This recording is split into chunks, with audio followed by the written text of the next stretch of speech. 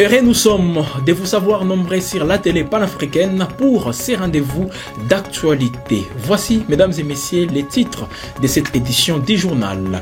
À la une, des rebelles du M23 ont mené une opération de ratissage dans la localité de Moutao, située en bordure du parc national de Virunga dans le territoire de Nyiragongo. Selon des sources locales, l'opération a eu lieu dans le groupement Kibati.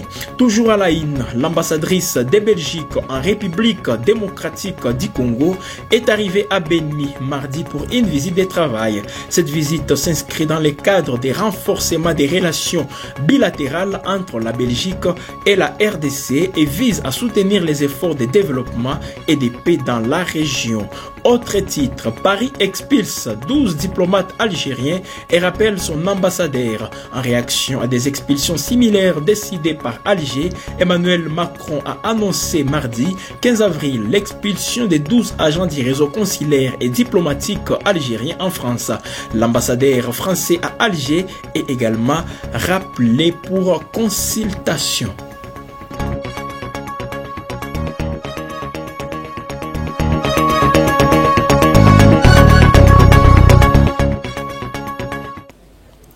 Nous vous invitons, mesdames et messieurs, à ce long voyage d'actualité qui part de la province du Nord Kivu à Paris, en passant par le sud Kivu et la province d'Amaniema. Des rebelles du M23 ont mené une opération de ratissage dans la localité de Moutao, située en bordure du parc national de Virunga dans le territoire de Nyiragongo. Selon des sources locales, l'opération a eu lieu dans le groupement Kibati. Reportage. Au nord Kivu, la guerre fait rage dans les montagnes verdoyantes du parc national de Virunga. Les rebelles du M23 ont mené une nouvelle offensive sémant la terreur et la destruction dans la localité de Moutao. Les combattants du M23 ont mené une opération de ratissage dans la localité de Moutao, en bordure du parc national de Virunga. Des témoins affirment que les rebelles ont détruit des habitations appartenant à des civils soupçonnés d'avoir abrité des combattants Wazalendo alliés aux forces armées de la RDC et FARDC. Les accrochages quasi quotidiens entre les rebelles et les groupes armés locaux s'intensifient, plongeant la population dans une peur constante. Les combats affectent l'ensemble de la zone frontalière, empêchant les habitants d'accéder à leurs champs et les exposant au pillage systématique de leurs récoltes. Le parc national de Virunga, un joyau de biodiversité, est désormais une zone de guerre. Les combats mettent en péril la faune et la flore uniques de ces sites classés au patrimoine mondial de l'UNESCO. La situation humanitaire dans la région est dramatique. La population est prise au piège entre les combats et la famine. Il est urgent d'agir pour mettre fin à cette guerre et protéger les civils et l'environnement. Les éléments de l'AFC M23 ont délogé différents groupes de Wazalendo dans au moins 4 localités du territoire de Kalehe et Kabare après plus de 2 jours de combats. Il s'agit notamment des villages Bouchakou 1 et D et Lemera situés dans les territoires de Kalehe ainsi que Kabamba dans les territoires de Kabare toujours dans la province du Sud Kivu. Reportage. Les rebelles du M23 ont repris mardi 15 avril 2025 4 localités situées dans le territoire de Kalehe et Kabare dans la province du Sud Kivu à l'issue des violents affrontements les opposants aux miliciens Wazalendo alliés des forces armées de la République démocratique du Congo. Ces combats, marqués par l'usage d'armes lourdes et légères, selon des témoignages sur place, ont duré toute la journée du lundi 14 avril. Les localités de Lemera, Bouchakou 1 et 2, territoire de Kalehe, et Kabamba, territoire de Kabare, sont désormais sous contrôle du M23. Selon des sources locales, 3 civils ont été tués dans le groupement d'Irambi, Katana. Des témoignages concordants rapportent l'arrivée des renforts du M23 AFC par le lac Kivu, en provenance du Nord Kivu, ainsi que par voie terrestre depuis Bukavu et Kavumu, zone déjà marquée par des affrontements le week-end précédent. Ces redéploiements interviennent après la reprise d'ampleur d'une partie de Kavumu par les Wazalendo le 13 avril. Ces affrontements s'inscrivent dans une escalade continue du conflit à l'est du pays, malgré la poursuite des négociations de paix à Doha. Déjà présent dans plusieurs zones du Nord Kivu et à Bukavu depuis 2 mois, L'AFC M23 poursuit son avancée vers des positions stratégiques du Sud Kivu, aggravant une crise humanitaire, dénoncent de nombreuses organisations locales. Dans les mêmes registres sécuritaires, les éléments de la police nationale congolaise ont reçu leur salaire des mois de février et mars. Ces 2 mois étaient impayés et les policiers étaient en situation difficile. Pour les policiers en déplacement dans les zones sous contrôle gouvernemental, la situation était encore plus critique. Ils avaient 3 mois à derrière, n'ayant pas pu retirer leur salaire dès janvier avant la chute des Goma. Reportage. Les éléments de la police nationale congolaise au Nord Kivu touchent leur salaire du mois de février et mars depuis la semaine dernière. Ceux-ci remercient le président de la République pour avoir doublé leur salaire à partir du mois de mars. Signalons que les policiers qui viennent des zones occupées par les rebelles sont d'abord contrôlés sur les listings des effectifs avant de recevoir leur salaire. Pour ce mardi 14 avril 2025, la presse a contacté quelques policiers sur les lieux de paiement de leur salaire. Écoutons quelques-uns. J'ai bien reçu mon salaire, en tout cas, il n'y a pas de problème. Au mois de mars, j'ai eu le mois de février, j'ai reçu aussi le commissaire supérieur adjoint, communément appelé major. Les opérations de paie ont commencé depuis le vendredi passé. Les policiers ont commencé à toucher leur mois de mars, que nous appelons aujourd'hui le double salaire que le commandant suprême des forces armées de la police nous a envoyé, que nous saluons en passant et nous reconnaissons vraiment avoir touché. Et le mois de février, les opérations ont commencé depuis avant-hier. On fera un mouvement de pression. Tout le monde peut venir vérifier, il n'y a pas de souci. Nous sommes très heureux, nous sommes très contents. Nous appelons à la société civile, au corps de la police, et les policiers qui ne sont pas encore présentés, qu'ils ne se fient pas aux rumeurs, mais qu'ils puissent passer auprès de leur commandant, parce que leur argent a été servi à leur chef du personnel qui, à leur tour, les paieront leur argent. Nous sommes en train d'attendre prochainement aussi la paye pour le mois d'avril et ça va se passer de la même manière. Bako ba impatient kuko batu par exemple benye balitoka Goma juzi aba ba enregistre banapenda nao baanze pokea pale na japo aba kwa enregistre. Kwanza tushafurahi jinsi balituongezea salaire, vraiment tunafurahi sana. Donc bao bazozwa mbongo ya deuxième mois te bazosala bango contrôle na bango penza bazofuta mbongo. Moi, je suis commissaire, je suis au commandement ville, commissariat urbain de police. Oui, j'ai reçu le 3e mois et le 2e mois est en cours. Je crois que les gens sont déjà là en train d'attendre la paye. Mais vraiment l'argent est là, ce n'est pas un problème. On va recevoir le 2e mois. Et les gens déjà sont là pour recevoir le 2e mois. Puisque le 2e mois déjà, ils ont foutu à ma. Le 3e mois, 2e mois, nous, ils ont foutu à ma. Tushapokea 3e mois. Tumemaliza pokea saa hii 2e mois. Mais yenyewe hatuyapokea ni mwezi ya kwanza juu tulikimbia Goma na hatuyapokea, makuta zilikuwa ziko kubanki. Batu basizania sele janvier bataipokea hapa kurani ku commissariat no. Makuta ilikuisha kwa deja mu mabanki juu tulikuwa tushapata ma message mais hatuyapokea. Bakuwa bajikaze batumbie ile makuta ya janvier. Mais yengine février na mars tushamaliza pokea tunachunga.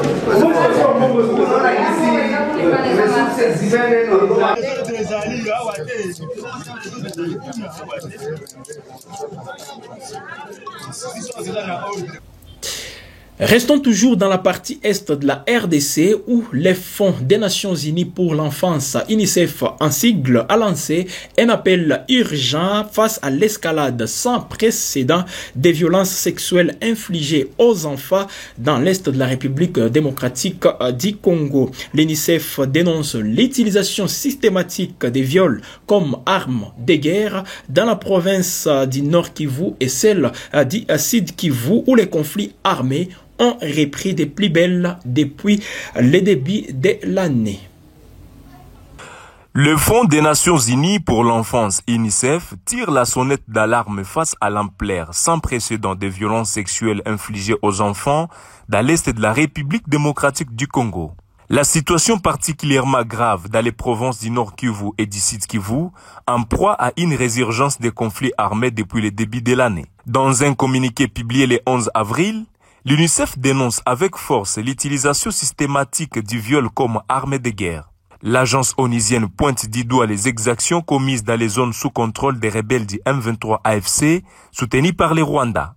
Les violences sexuelles à l'encontre des enfants ont atteint un niveau tel que leur utilisation comme arme de guerre ne fait plus aucun doute, indique l'UNICEF. Selon l'agence onusienne, les enfants représenteraient près de la moitié des 10 000 cas de viols et violences sexuelles enregistrés rien qu'entre janvier et février 2025 sur l'ensemble du territoire national. Un chiffre qualifié de glaçant dans le contexte de l'offensive menée dans l'est du pays. De pourparlers pour mettre fin au conflit, alors que la situation humanitaire continue de se dégrader, des pourparlers ont officiellement été lancés à Doha, au Qatar, depuis le mercredi 9 avril entre les autorités de Kinshasa et les représentants du mouvement M23. Ces discussions menées sous l'égide du Qatar visent à trouver une issue politique au conflit qui oppose les forces armées de la République démocratique du Congo appuyées par les Wazalendo aux rebelles du M23 AFC soutenus par Kigali. Malgré ces efforts diplomatiques, l'UNICEF appelle à des mesures urgentes de protection des civils, en particulier des enfants qui continuent à payer les prix forts d'un conflit marqué par des violations graves du droit international humanitaire. Je l'ai annoncé dans les sommaires, l'ambassadrice de Belgique en République démocratique du Congo est arrivée à Beni hier mardi pour une visite de travail. Cette visite s'inscrit dans le cadre du renforcement des relations bilatérales entre la Belgique et la République démocratique du Congo et vise à soutenir les efforts de développement et de paix dans la région. Je vous propose de l'écouter dans cet extrait choisi pour vous. Je suis venue rendre une visite au gouverneur de la province qui lui présenter d'abord mes félicitations pour sa désignation et puis écouter sa vision, ses projets, comment le gouverneur et son équipe, qui est là aussi aujourd'hui, entendent mettre en place une stratégie pour relever les défis énormes que rencontre cette province. On sait que c'est une province qui est occupée en partie, qui fait encore face à de nombreux défis. Et le gouverneur m'a expliqué sa vision en 3 piliers. Il y a un pilier évidemment humanitaire, parce que toute cette guerre, ça engendre énormément de souffrances, de déplacements de population, de besoins dans ce domaine. Mais pour apporter l'aide aux populations, il faut aussi accéder là où elles sont, il faut accéder à l'endroit où se trouvent ces populations. Et donc le deuxième pilier, c'est évidemment le pilier des infrastructures. On a vu qu'il y a beaucoup de travaux qui ont déjà commencé pour élargir la piste de l'aéroport. Ça permettra évidemment de reconnecter toute cette région avec le reste du pays, mais aussi avec la sous-région et d'apporter l'aide nécessaire, aussi d'apporter les produits qui viennent d'ici vers le reste du pays. Donc c'est extrêmement important de rétablir ce lien. Et puis il y a les routes. Il y a plusieurs axes routiers principaux qui sont en train d'être réparés ou reconstruits ou établis pour permettre de connecter cette population. Ça, c'est le deuxième axe. Et alors, le troisième axe, c'est évidemment la sécurité. Et la Belgique a, depuis le début de ce conflit, adopté des positions très claires de condamnation de la guerre d'occupation, de demande de respect de l'intégrité territoriale de la RDC. La Belgique a été en pointe pour condamner, pour faire adopter aussi des sanctions. Et vous savez qu'aujourd'hui, on en subit aussi des répercussions sur le plan politique. Mais on l'assume parce que c'est une position qu'on prend, pas pour faire plaisir à quelqu'un. Soyons bien clairs, nos positions, nous les prenons parce que nous estimons que ce sont des positions de principe. On ne peut pas accepter qu'un pays envoie des troupes dans un autre pays pour l'occuper, pour prendre ses ressources, pour faire souffrir sa population. Nous avons eu au sein de l'Union européenne aussi des positions très claires sur ce qui se passe en Ukraine. Il n'y a pas de raison qu'on n'ait pas des positions similaires quand ça se passe sur le continent africain et en particulier dans une région qui nous est très chère. Vous le savez bien, la RDC, c'est un pays avec lequel nous avons des liens historiques et nous tenons vraiment à adopter les mêmes positions de principe, de respect du droit international. Et le respect du droit international, c'est aussi accepter que les autorités qui ont été mises en place par la population, finalement, à travers tout un processus, ce soit celles-là qui soient reconnues et qui soient respectées.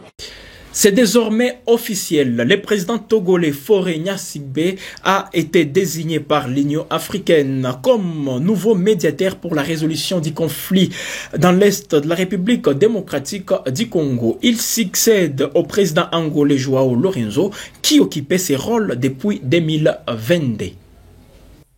L'Union africaine a choisi le président togolais Faure Gnassingbé pour remplacer Joao Lourenço à la tête de la médiation dans les conflits de l'Est de la République démocratique du Congo.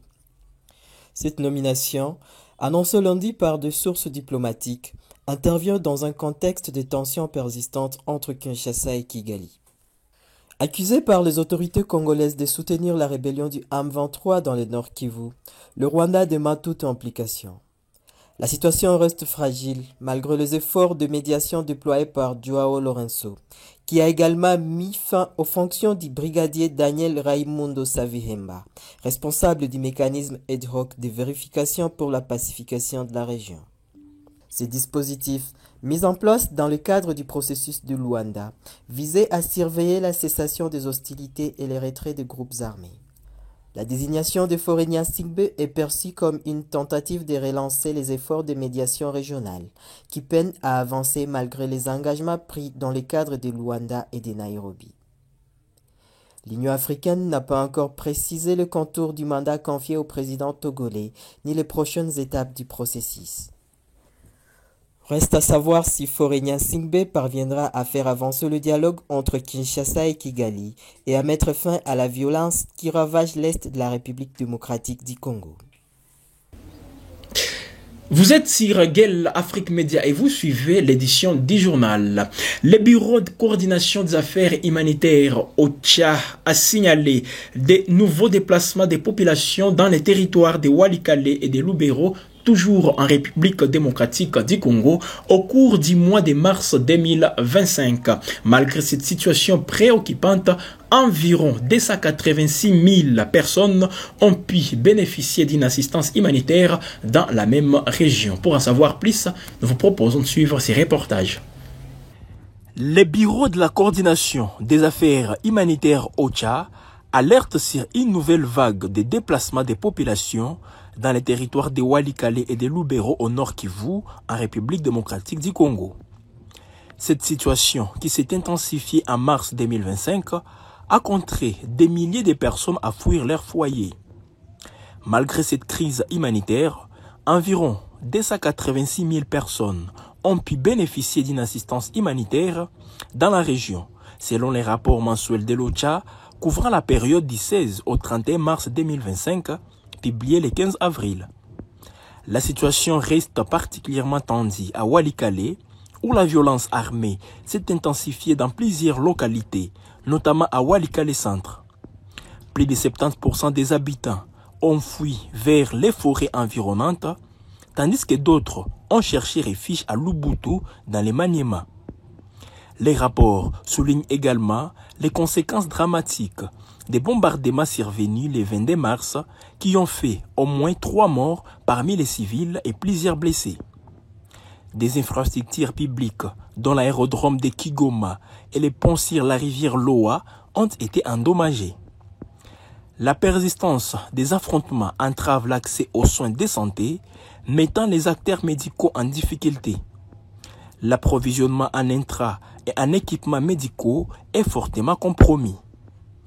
Malgré la situation difficile, une reprise timide des activités est observée à Walikale Centre depuis début avril. Les petits marchés, les services et les pharmacies locales ont rouvert et au moins 20% des habitants y sont retournés selon l'OCHA. Dans les territoires de Massissi, l'OCHA signale des incursions fréquentes et des affrontements entre groupes armés qui ont forcé au moins 900 personnes à fuir vers la localité de Nyangue. Entre les 25 et les 26 mars, des hommes armés ont enlevé au moins 10 personnes dans les villages de Malemo, Kaira et Kamoni. La situation humanitaire au Nord Kivu reste extrêmement préoccupante. L'OCHA appelle à la cessation des hostilités et à un accès humanitaire sans entrave pour venir en aide aux populations touchées. En plus bref, des affrontements entre des groupes de Wazalendo liés à un conflit de leadership ont secoué les territoires de Luboutou dans la province d'Imaniema dimanche dernier. Le ministre provincial de l'Intérieur et de la Sécurité, Taylor Lawamo, a confirmé que la situation est revenue à la normale grâce à l'intervention de l'autorité provinciale et à la facilitation d'une conciliation par les comités locaux de sécurité. La population est invitée à rentrer chez elle. Le ministre Lawamo a appelé la population qui avait fui ses domiciles à regagner ses résidences, soulignant les risques sanitaires liés à un séjour prolongé en forêt. Et puis à l'international pour terminer ce journal, Paris expulse 12 diplomates algériens et rappelle son ambassadeur. En réaction à des expulsions similaires décidées par Alger, Emmanuel Macron a annoncé hier, mardi 15 avril, l'expulsion des 12 agents du réseau consulaire et diplomatique algérien en France. L'ambassadeur français à Alger est également rappelé pour consultation. Reportage de l'ambassadeur français à Alger, Stéphane Romatette, pour consultation. Dans un communiqué, Emmanuel Macron a accusé les autorités algériennes de prendre la responsabilité d'une dégradation brutale de nos relations bilatérales, tout en rappelant l'intérêt pour les deux pays de reprendre le dialogue engagé le 31 mars dernier.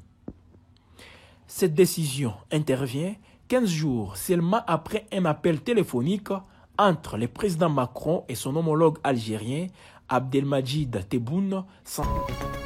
Et c'est tout pour cette édition du journal. Mesdames et messieurs, nous vous disons merci de l'avoir suivi. Nous vous invitons à vous abonner massivement si ce n'est pas encore fait sur notre chaîne Guel Afrique TV.